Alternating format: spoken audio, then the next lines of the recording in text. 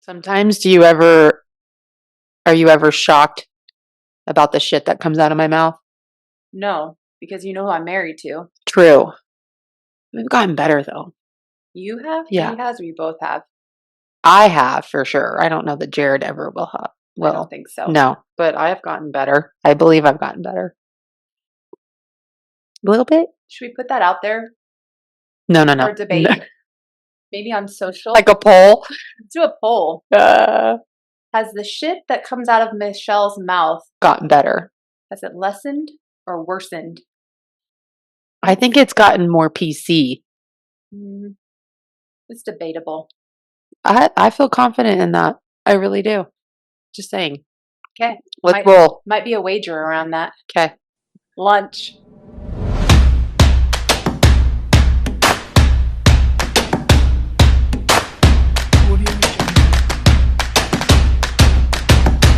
Welcome to episode 3 of Now, our podcast. Yes, we are so excited to have a special guest here. You may have heard of him, Tahoe Tony. Welcome, Tony. Thank you. Thank you very much. I'm very honored to be on your podcast. This is fantastic. We're really excited to have you. We'll let the audience know a little bit about your background and then we'll let you kind of dive in. But Tony has been in the real estate, specifically the luxury real estate market, since 1998. And he serves the Incline Village area in Tahoe on the Nevada side. We are really excited. We've gotten to know him through our journey with joining EXP. He's also with EXP. However, it sounds like you were an independent broker like myself before you made the move over. That's correct. Yes. I was working for other real estate firms most of my career, and they weren't really providing a lot of support or training or leads or anything.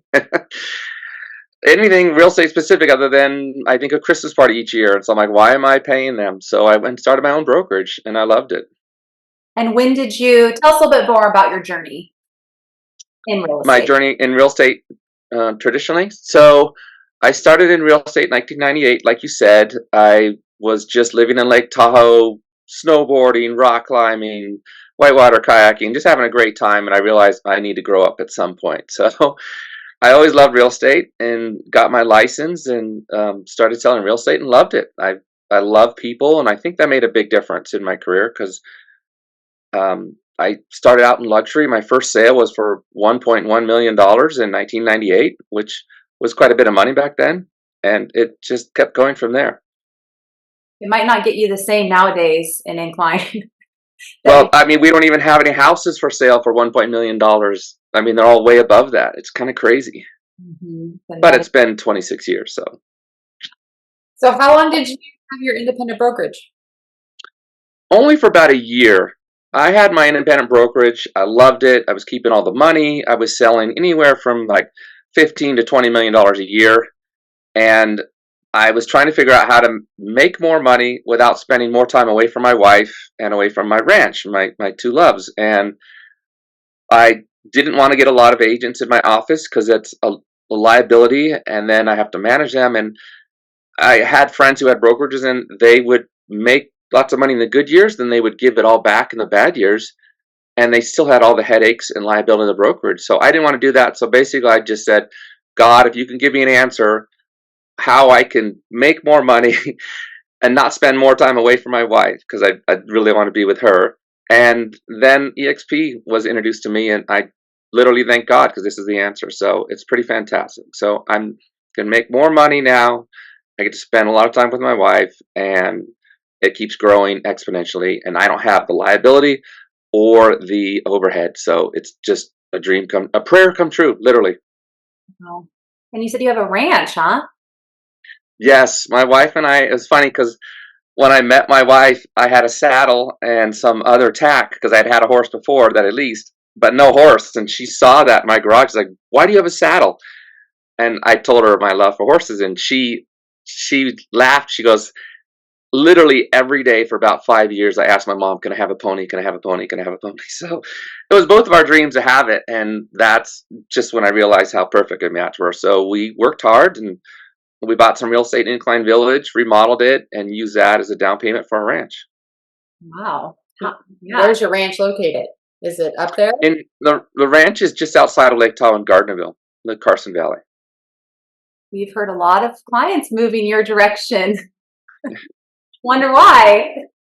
Well, it's tax season, and Nevada doesn't have a state income tax, so that's very attractive. That's probably 80% of my business are people who are leaving the state of Nevada, California to come to Nevada, so they don't have to either they're selling their business or they've got to a point where they can move their business over to Nevada, and that's a big draw, So you work especially in the luxury market.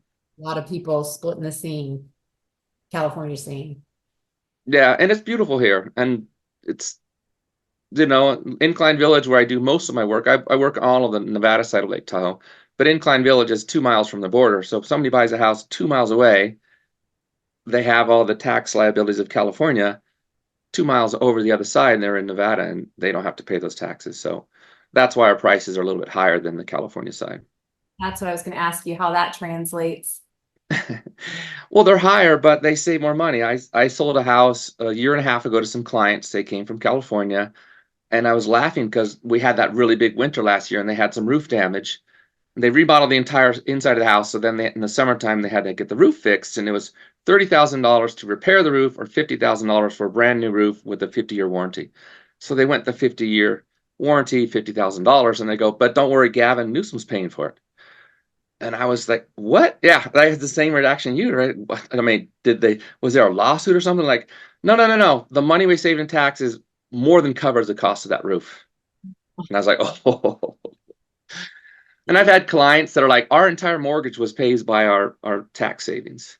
Wow. So it's very attractive to people who are successful. Obviously, if you're not making a lot of money, that you're not going to receive those kind of savings. You might get some, but it's very attractive to wealthy individuals. And I think that's why our prices are so high. When you look at Nevada, there's some beautiful places, but nothing is as beautiful as Lake Tahoe. It's hard to beat Tahoe. And we live near Yosemite. Right. I mean, Yosemite is beautiful as well. We've done down. That's actually where we went over 20-something years ago. Yeah. Well, what about the short-term rental market on that side of Tahoe?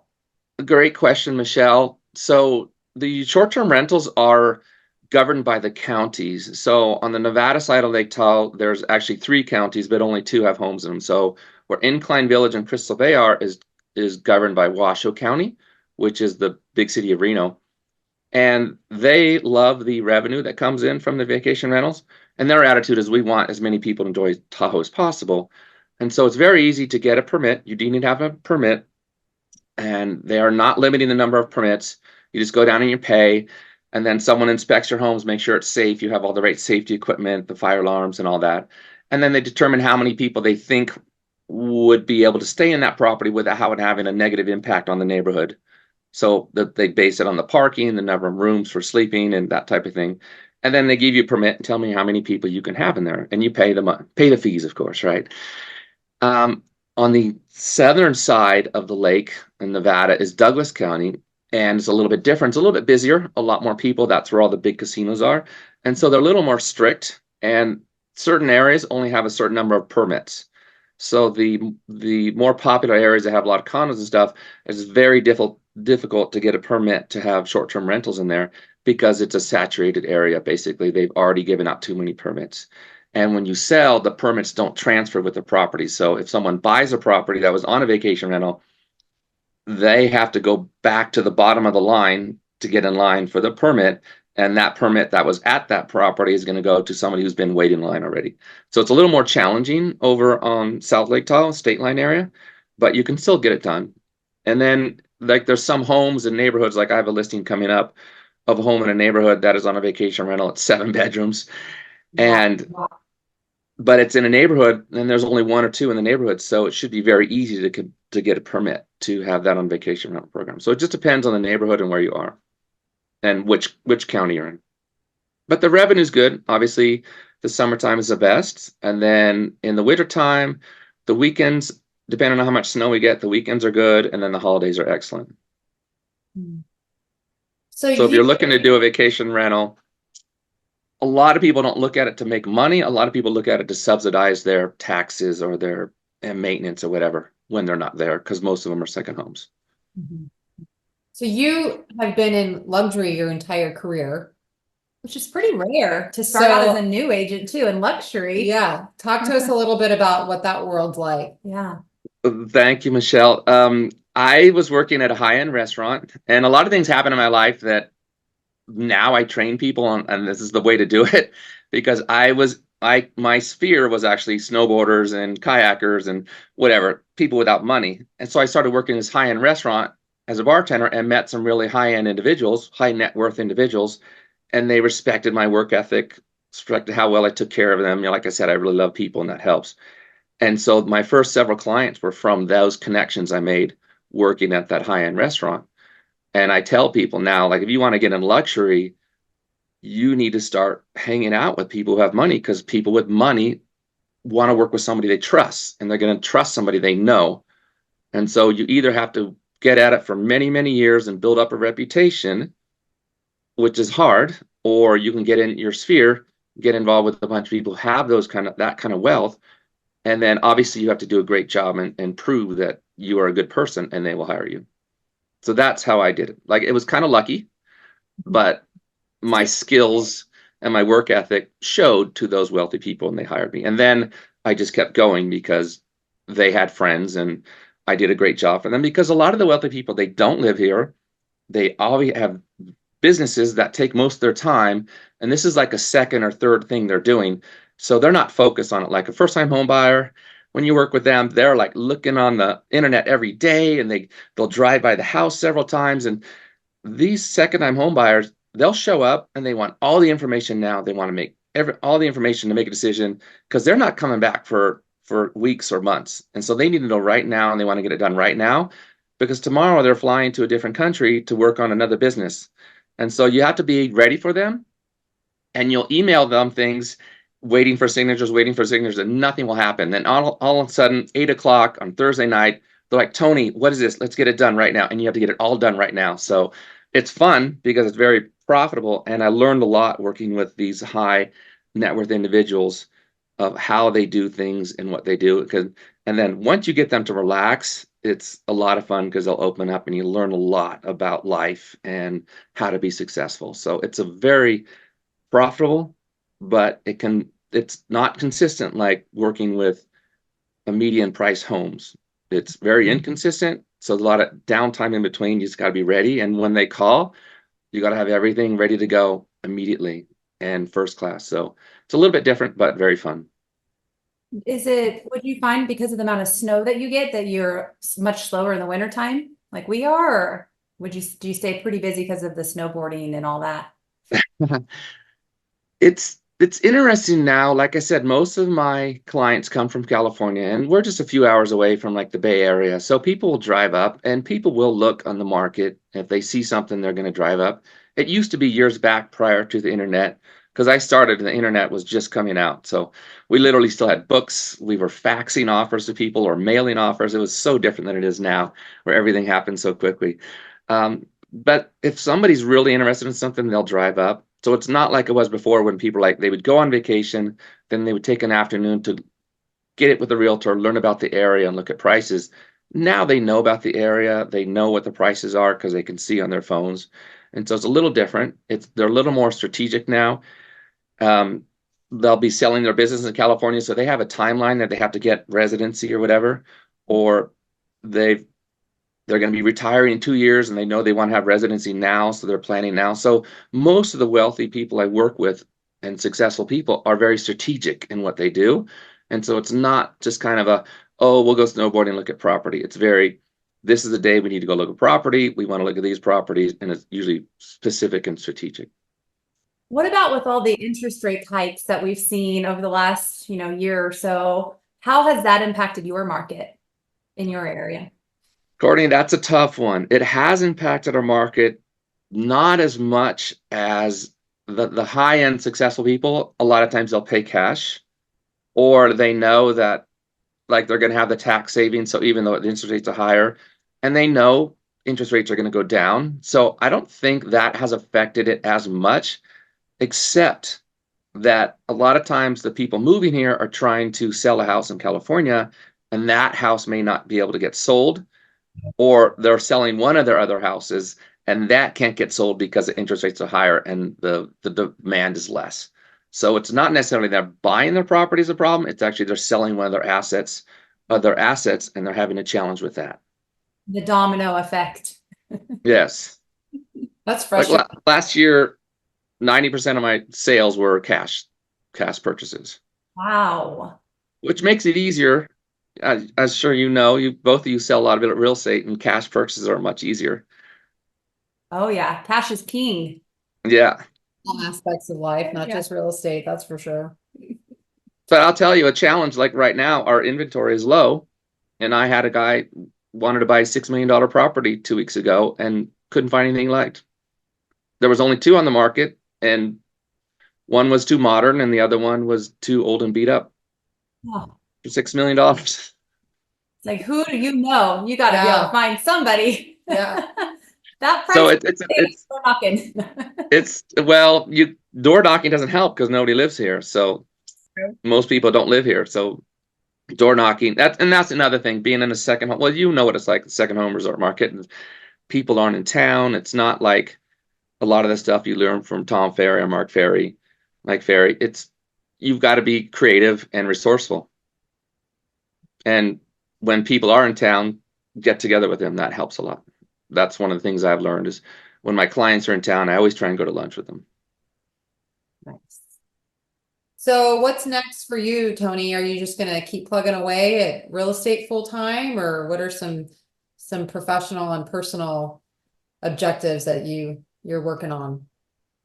Well, thank you. That's a great question. Full time to me, real estate is always it's kind of like that gray area. Like, is full time 40 hours a week, or is full time, what are you doing? 60, 70 hours a week sometimes?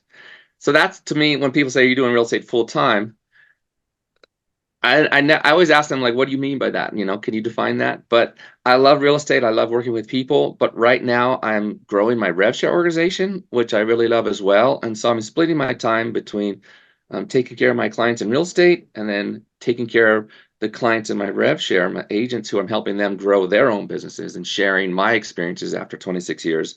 And then trying to attract other people that want to be able to take advantage of all the great benefits I've had as well. So it's fun. It's similar challenges.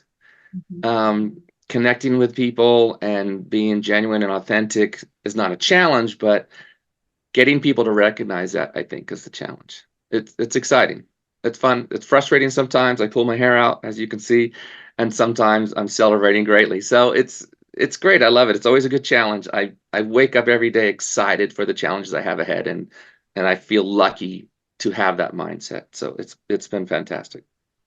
Well, I love that about you. Every time we've met you in person, you just have a very fun and outgoing personality, and so does your wife. And it's Upbeat. yeah, upbeat. It's your pleasure to be around. Thank you so much. That means a lot to me, coming from you two who are so successful and so many great things. I appreciate that very much. Thank you. How's the rev share component going? Like, tell us a little bit about that business. The rev share is going well. I most of my life I always say it's going freaking fantastic. Rev share is going well. It's how does my wife say? She goes, it's not easy, but it's really worth it. And so I keep saying that because it's a challenge. People don't, ironically, agents don't like to move, but we make our money when our clients move. So I think that's the biggest irony about rev share and all that is agents don't want to move, but we want our clients to move so we can make money. So it's the irony there is fun, but it's very rewarding. Like, I helped a young lady move over to EXP. She was with Coldwell Banker before. And she was a single mom with two young boys, 8 and 10. And we had lunch after she was in, and I think 7 or 8 months she was in. We went and had lunch. Like the same thing. I have my clients I have lunch with. I had lunch with my agents. How can I help you? So how can I serve you? And she was so excited. I wish I'd recorded this. That was my only regret. But she almost started crying, telling me how great her life was because she was living commission check to commission check. All her credit cards were maxed out. She had no savings, nothing set for the boys' futures. And then she came to EXP. She took care, got into all of our resources, started selling a lot of real estate, and she paid off all her debt. She started savings for her college, of her boys for college, and she was literally in tears in front of me, like how great this changed her life. And those moments like that really help me when I'm trying to work with another agent and they're just being a real jerk to me. And I feel like, I know you're being a jerk to me because you don't understand. So I'm blaming myself by not being able to connect with you, show you how great this can be. So I think back to moments like that. I have many moments like that of people that have helped, people who I've helped and do great things. And that's what gets me to those times when it's, you just get voicemails all day, or you have a meeting with somebody, you're super excited to share with this amazing opportunity, and they don't show up, or they're like, "Oh, I'm sorry," and they don't even call or anything. So you're just like, whatever. So it's good and bad, but the good's so worth it. That's a good mantra. It's like parenting. I would say. Parenting's like that. I don't have kids, so what do you mean by that, Courtney? Parenting agents. Okay. Yeah, it's Oh, okay. being a parent is probably the most rewarding thing that I've done, but it sure can be challenging. Well, it seems like anything that's worth rewarding is challenging, right? And if it just comes to you, it's not that rewarding. Yeah, I agree. Well, I think we've probably taken enough of your time, and I so appreciate you joining us. Where can people find you? On social? I'm the only Tahoe Tony around, so you can look up Tahoe Tony. You can find me. If you want to learn more about real estate or just living in Tahoe, I have a YouTube channel called Living in Tahoe, and it focuses on the lifestyle and real estate for the Nevada side of Lake Tahoe. And then I have assistants who do all of my marketing on Instagram and all that kind of stuff. So I don't even know what they do. So if you find something there, you know, that's what that is. I love it. They're doing a great job. I'm able to reach a lot more people and help them, which I love. It's not one of my skills that I do, but since I know how to do it, I hire people that are good at it, and it's great. So easy to find me. There's not a lot of Tahoe Tonys, and there's only one Tahoe Tony Tuoto in the world. So easy to find me on social media. Thank you for asking. I appreciate that. Perfect. All right. Well, I guess that's it. And maybe we'll see you. Are you going to the Cabo event that we're heading to? I'm going to the Cabo events. Yes, my wife and I are very excited, although we're going as going to be white ghosts. So that'll be a bit challenging with that bright sun, but I'm super honored to be on this podcast or YouTube because I have a lot of respect for what the two of you have done, and I see you in some of our sessions together, and I'm so impressed by how awesome you two are and the numbers you're hitting. It's very inspiring. So when you asked me to be on your podcast, I was honored, and I couldn't be with two better people on their podcast. Thank you so much. Plug. We weren't, that wasn't part of the deal to get you on here, by the way. So thank you for that.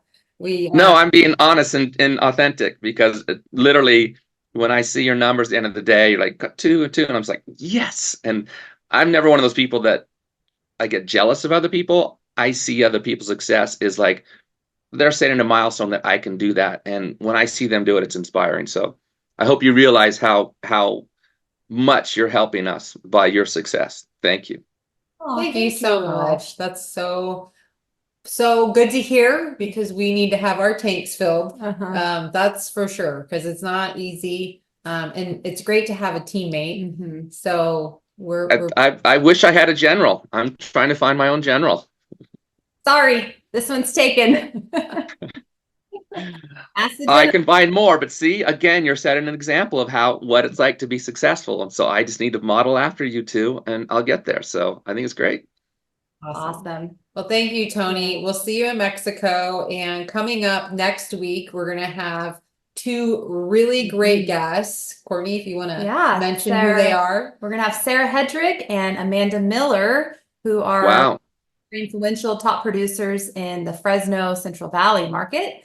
So they'll be joining us. So make sure you tune in, Tahoe Tony. You bet.